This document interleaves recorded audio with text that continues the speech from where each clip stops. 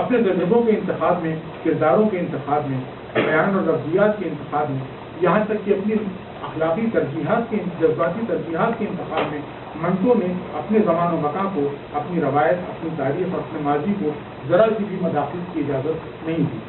منٹو کے ویژن اور اس کے ذہن کی اپنی حدیں تو ہیں کہ یوں بھی منٹو کی تخلیقیت کسی طرح کی فلسفہ ترازی، بوقراطیت اور دانشورانہ پوز کی متحمل نہیں ہو سکتی، مگر منٹو فکشن میں آراستہ و پیراستہ انسان کی جگہ کھڑے اور سچے کرداروں کا رول اپنانے والے ایک آدمی کو جو مرکزی حیثیت حاصل ہے اور اندھیرے اجالے سے یکساں طور پر بھری ہوئی زندگی کے سلسلے میں جو ایجابی رویہ ملتا ہے، اس کا سبب بھی شاید یہی ہے کہ منٹو نے اپنے کرداروں کو کبھی معمولی، حقیر اور غیر اہم نہیں سمجھا، اپنے آپ کو کبھی اپنے بیان کردہ تجربوں اور کرداروں پر حاوی نہیں ہونے دیا، اپنے افسانوں کو ہمیشہ کھل کر سانس لینے کی اجازت دی۔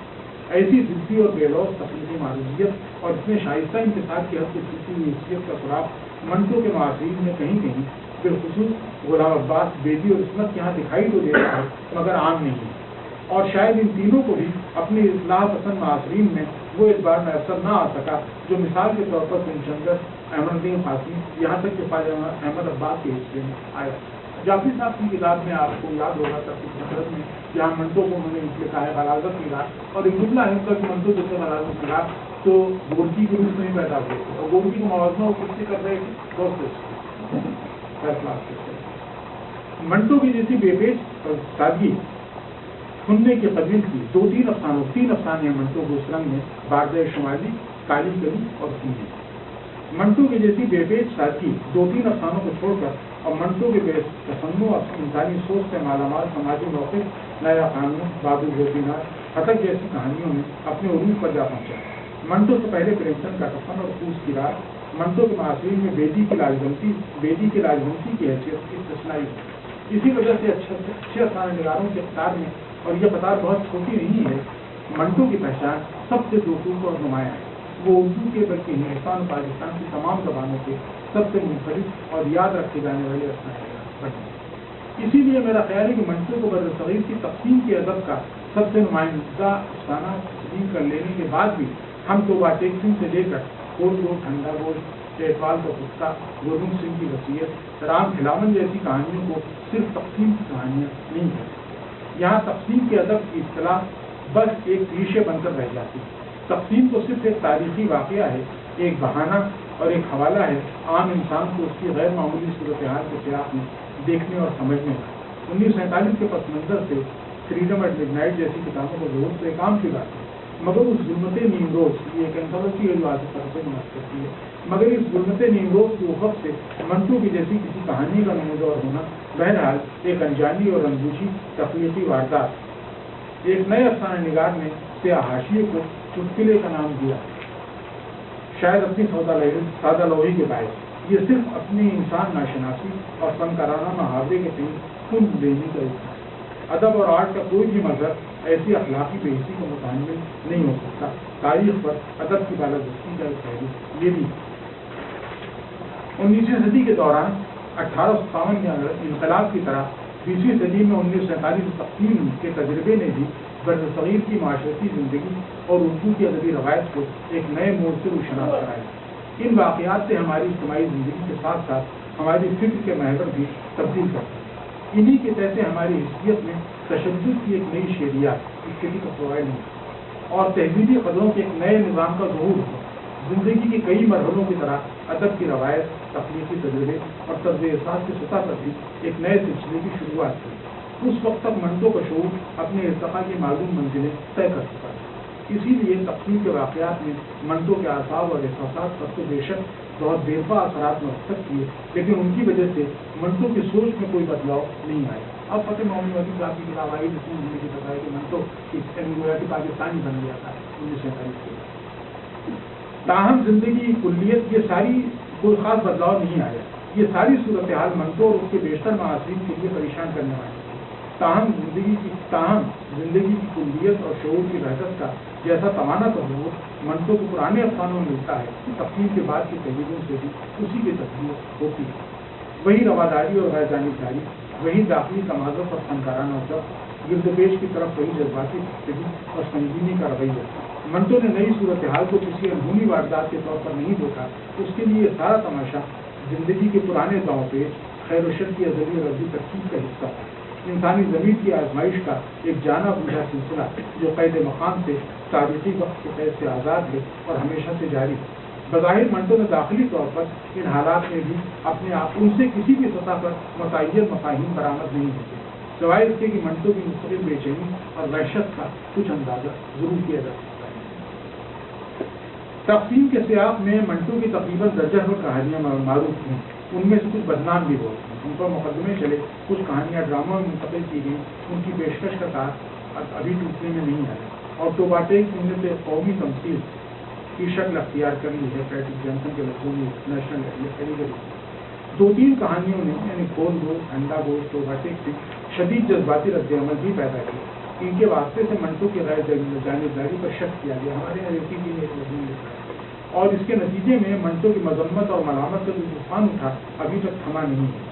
باہر نو تاریخ کی اس فیصلے پر تباہ آزمائی اور پوری طرح کی گنجائش ابھی باقی ہے.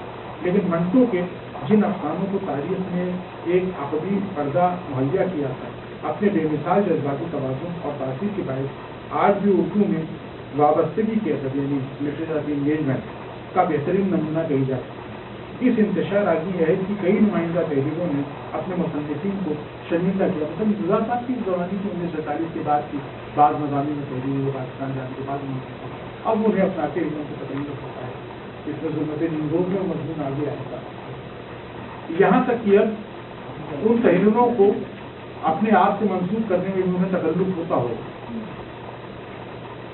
اس سلسلے میں سب سے بڑی مثال انتظار حسین کی ہے. اس واقعے سے انکار نہیں کہ اردو افسانے کے سیاق میں، ناول کے سیاق میں نہیں، منٹو کے بعد کا زمانہ انتظار حسین کا زمانہ ہے. بہت اہم میرا خیال ہے. ان کا امپیکٹ رہا ہے ہمارے پورے افسانے اس میں. اور جو فکری، اخلاقی، تہذیبی کشادگی انتظار حسین کے افسانوں میں ہے کہیں اور نظر نہیں ہے. لیکن تقسیم کے فوراً بعد کے انتظار حسین اور آج کے انتظار حسین میں فرق زمین اور آسمان ہے. مگر منٹو کے مضامین، خطوط، افسانے جو 1947 وابستہ تجربوں کی بنیاد پر لکھے گئے، ان کی مثال ایسے نقش کی ہے کہ تاریخ کی دیوار سے بالآخر نکل کر باہر ہے. ہسٹری کے کانٹیکس کو بالکل سے آزاد ہو جائے. بڑا عمدہ شعر ہے وہ، میں نے اس لیے جہاں سے یہ الفاظ کہنا چاہیے کہ یہ تاریخ ایسا نقش تاریخ کی دیوار سے نکل ہے. اس بات جتنی کشتے کی طرف میرا دین کا شعر آپ کو سنا دوں. یہاں وہ حشر بپا تھا کہ میں بھی آخر تھا. یہاں وہ حشر بپا تھا کہ میں بھی آخر تھا. اگرچہ نقش تھا دیوار سے، اگرچہ نقش تھا دیوار سے. ان کا سچ ہمیشہ کے لیے ہے اور آنے والے زمانوں میں بھی منٹو کے پڑھنے والوں کو شرمندہ کرتا رہے گا. منٹو کو ان میں سے کئی تحریریں تاریخ پر تخلیقی تجربے کے تسلط کی نشاندہی کرتی ہیں.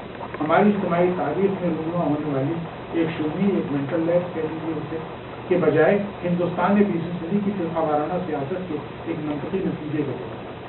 یوں متعصبانہ نظر سے دیکھا جائے تو تقسیم ہی نہیں، منٹو کے بارے میں بھی طرح طرح کے خیال آرائیاں کی جا سکتی ہیں.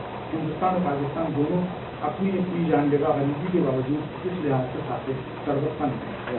مگر ایسی باتوں سے منٹو کی معنویت میں فرق نہیں آتا. اس کی معنویت کی برابر بڑھتی جاتی ہے.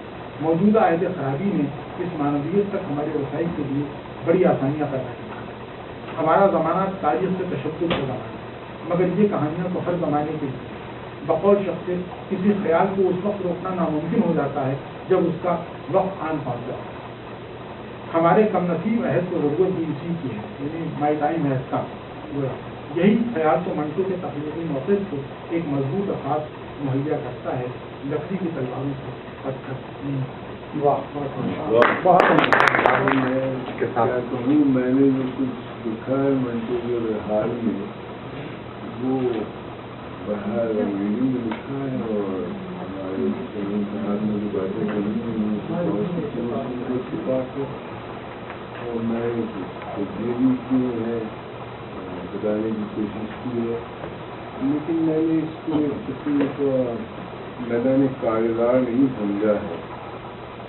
صرف یہ بتایا ہے کہ یہ تاریخ، سوشیولوجی، اینتھروپولوجی، نفسیات، یہ جو ڈسپلنس ہیں ان کی خدمت کے لیے ادب کی مرتبہ جائے، کیونکہ جو بحثیں ہوتی ہیں منٹوں کے بارے میں وہ یا تو تاریخ سیاست کے حوالے سے ہوتی ہے جس میں پارٹیشن بھی شامل ہے، اور یا پھر وہ آپ کو قواعد نظر آتی ہیں وہ سوشل پرابلم، لیکن کبھی کوئی شخص اینالائز نہیں کرتا ہے قواعد کو جو منٹوں کے افسانے میں پائی جاتی ہے۔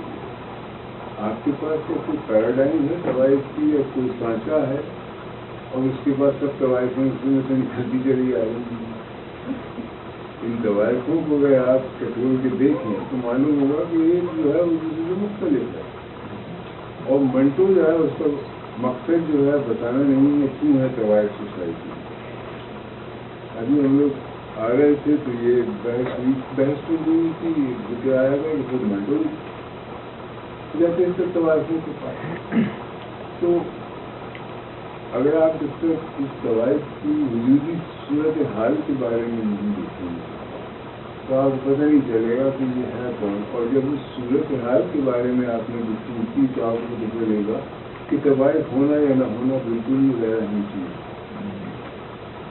کیونکہ افسانہ نگار جو ہے اس کے لیے مسئلہ تو یہ ہے کہ وہ یہ دیکھیں کہ اگر کوئی واقعہ ہے تو واقعہ صرف ایک کیٹلسٹ ہے جو کردار کی اس کے لیے یہ امکان پیدا کرتا ہے کہ وہ کردار کی وجودی صورت حال کو دیکھ سکتے ہیں۔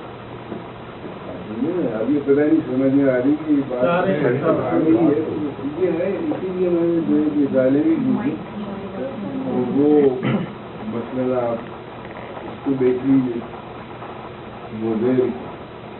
مزیر کا معاملہ یہ ہے کہ وہ ایک یہودی عورت ہے جسے دیکھو کہنا یہ پارٹیشن کا افسانہ ہے، خود یہ بات کھڑی تھی، اور میں نے لکھا بھی ہے کہ جو سوشل اور ریلیجیس ڈٹرمنٹس ہیں اگر وہ کردار کو بنا رہے ہیں تو ہمیں یہ بتائیے کہ جو کچھ اس نے کیا ہے مزیر نے وہ کہاں تک جوش یا کس جوش معاشرے کا حصہ ہے، بلکہ اگر جی اس کو پتہ چلتا تو لازمی نکالتی، وہ تو ایک فرد ہے، تو آپ اس فرد کی بات کیجیے آگے دیکھیے نا۔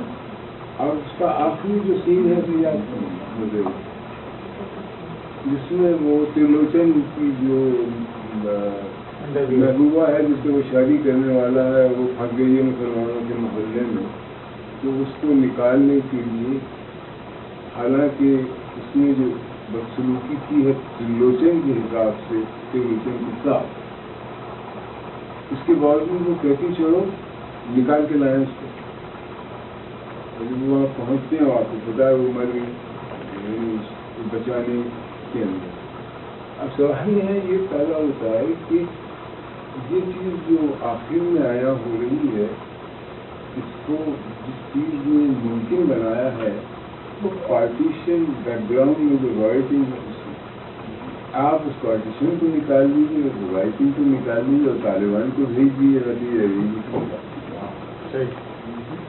تو سوال یہ کہ ہم کیوں بات کرتے ہیں پارٹیشن کی وہاں اور اسی پہ سارا دو، اور ہمارے یہ ضیاء الدین صاحب نے ایک اور تماشا کیا، جب سب کچھ لندن میں جب بالکل لوگ اس میں معطل ہو جاتے ہیں تو واپس آ جاتے ہیں پاکستان اور کسی بیوقوف سے اخبار میں لکھنا شروع کرے۔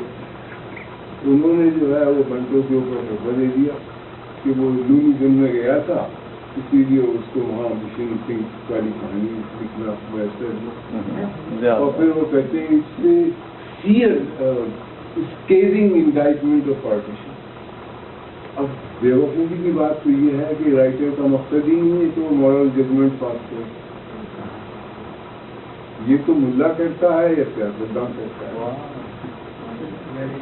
وہ کہتے ہیں اس لیے کہ اسے تو پتا ہے کہ فکشن پنڈرا صاحب تو یہی کہتے ہیں کہ فکشن جو ہے اس میں کچھ جواب کا سوال اس سے سوال اٹھا سکتا ہے، جواب نہیں دے سکتا، اور وہ سرٹینٹیز جو ہے موروثی افزار جو ہیں ان سے ایک قسم کی آویزش کا اظہار ہوتا ہے، اور پھر اگر آپ یوسا کو بیچ میں لے آئیں اور مسئلہ صاف ہو جاتا ہے، وہ جو کہتا ہے کہ لکھنے والا جو ہے اس کا تو کسی سے جو ہے وہ کوئی سمبند نہیں ہے، آپ سمجھے نا، اس کا تو اپنے فن سے سمبند ہے، اور وہ تو فن جو ہے اس کے بارے میں بھی اسے علم نہیں ہے، وہ تو لکھ کر معلوم کرتا ہے کہ یہ میرے سوالات کیا ہیں، تو وہ آپ کے اوپر اخلاقی فیصلہ کیسے ثابت ہوتے ہیں۔ اب آگے کسی کہانی دیکھیں، سہائے میں معاملہ یہ ہے کہ بنارس کا آدمی ہے جو کیا بمبئی میں آیا ہوا ہے، اور وہاں اس نے ایک چکلا کھول دیا،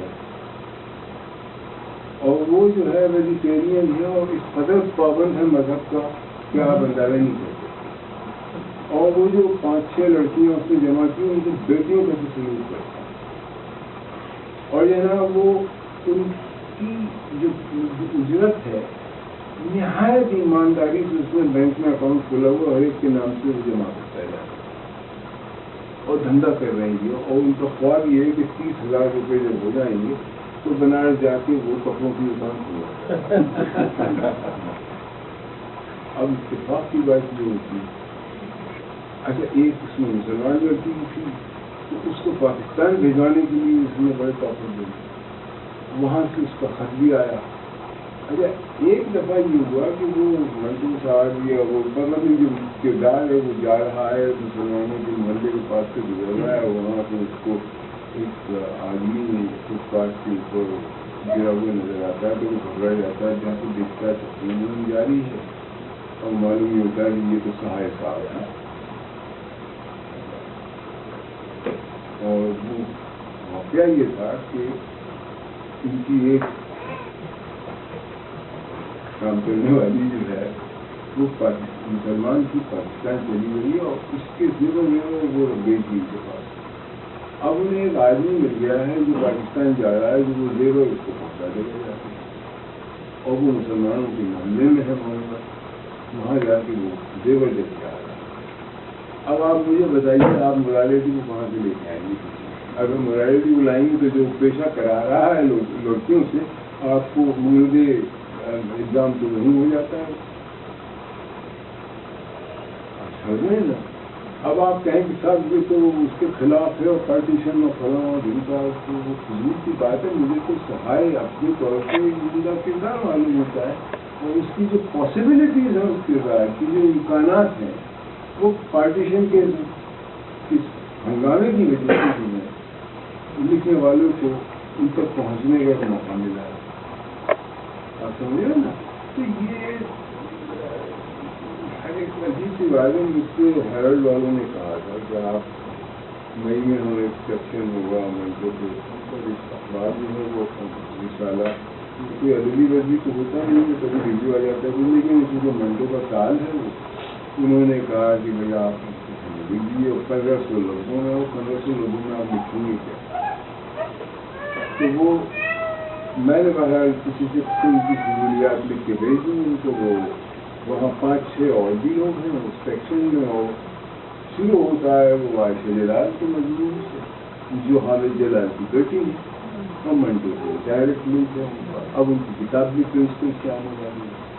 5 جو اور آرٹیکل ہیں ان کا جو موقف ہے اس کے بالکل خلاف لے رہا ہے۔ میں کہتا ہوں آپ ادب کی بات کیجیے، مجھے اس سے گزرے نہیں کہ آپ مجھے بتائیے کہ ادبی حیثیت کیا ہے منٹو کی، اور میں نے آخری جملے میں اس کے یہ ہے کہ کم سے آپ اس کا تعین یوں بھی کریں، لیکن اس نے ایک کام ضرور کیا، رہی میرے شوہر سے وہ رحمۃ اللہ علیہ نہیں بنے گا، بنے جو اقبال کی پیٹ بنی، اور اب دس حلا بلو از اینی انڈیکیشن فیض سفر سے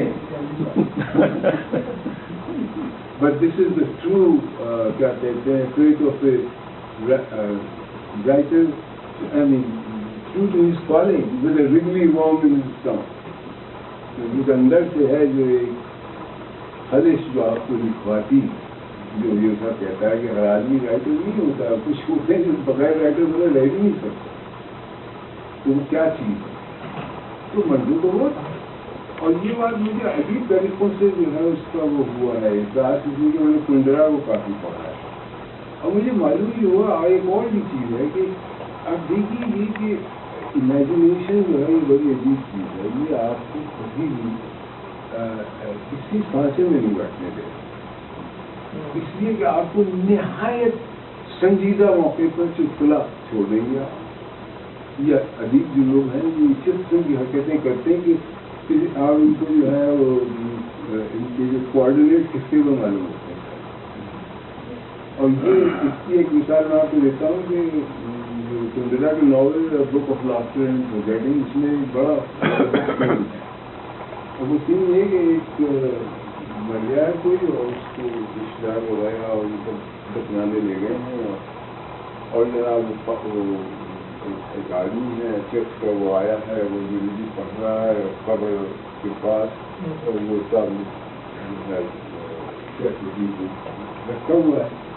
اور ہوتا کیا ہے وہ پاپا کلیرس کا جو ہیڈ ہے وہ ہوا جو ہے جو وائلنٹ برسٹ آف کیا کہتے ہیں گسٹ آف ونڈ جو ہے وہ اڑا دیتا ہے اس کو. اور وہ ہوا یہ کہ وہ ہیڈ جو ہے وہ جا کے گرا نیچے اور وہ ہوا ہے وہ باپ کرتا ہے یہ کبھی ہو جاتا ہے کبھی نیچے. اب جناب سب جو ہے وہ کوئی انگریزی کو سن نہیں رہا ہے سب جو ہے وہ پاپا کلیرس کی نظروں کو دیکھ رہے ہیں کہ وہ کس طرح تعاقب کر رہی ہیں ہیڈ کا. اور آخر میں جناب جا کے گر جاتا ہے تعلق کا. اور جناب وہ ساری جو گریوٹی ہے اور جو کیا کہتے ہیں مومنٹ کی سبلمٹی سب غائب ہو گئی ہے اور وہ کھلنڈرا کی ایک چیز بن کے رہ گئی. بھائی رائے تو یہ کام کرتا ہے کہ سنجیدگی کا جو سب سے شدید لمحہ ہو اس میں وہ چٹکلے والی اس سے کام نہیں کی بات نہیں آتا. تو یہ آزادی جو ہے ادب میں ہوتی ہے فکشن میں عام طور پر. اور آپ کو یہ اس کو پڑھیے ذرا غور سے منٹوں کو وہ یہی حرکتیں وہ بھی یہی کرتے ہیں.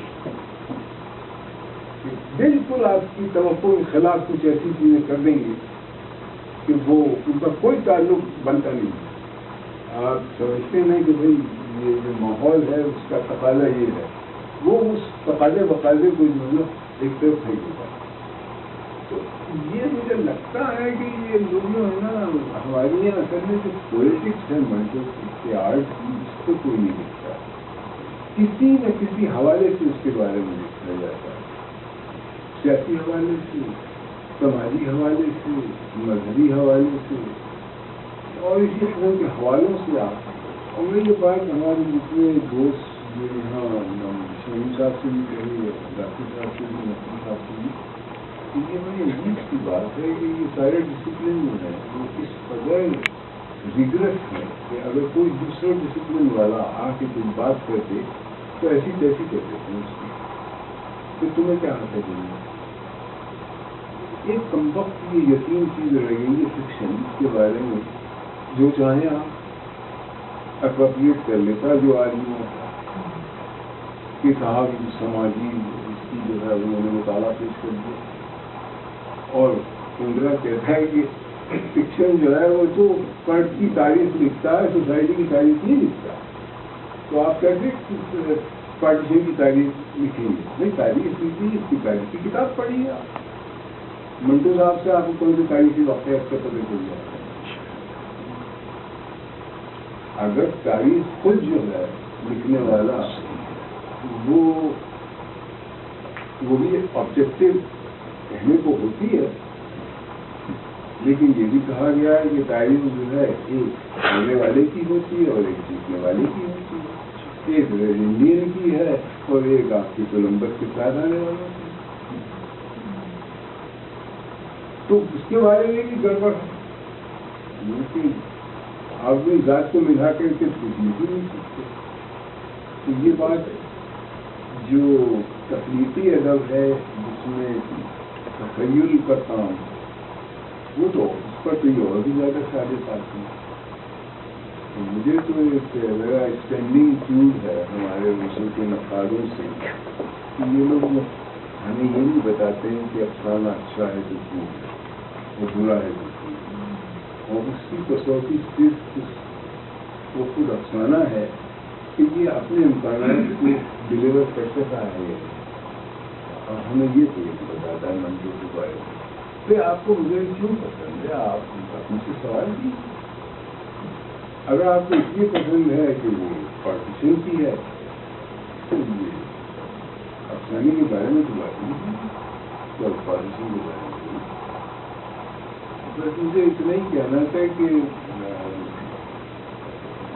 میرا خیال ہے کہ افسرین صاحب جو ہیں غالباً کریں گے کام اس چیز پر، گھر جا کے ذرا ان کے افسانوں کو لیں اور بتائیں، اور یہ جو کانٹیکس کی جو بات انہوں نے کی ہے اسے بالکل ہٹا کے ان افسانوں کو انفرادی طور پر ان کی انفرادی حیثیت سے دیکھیں، اسی میں نتائج نہیں، اس لیے بہت لمبا چوڑا کے کام کر نہیں سکتا ان چیزوں کے بارے میں، بس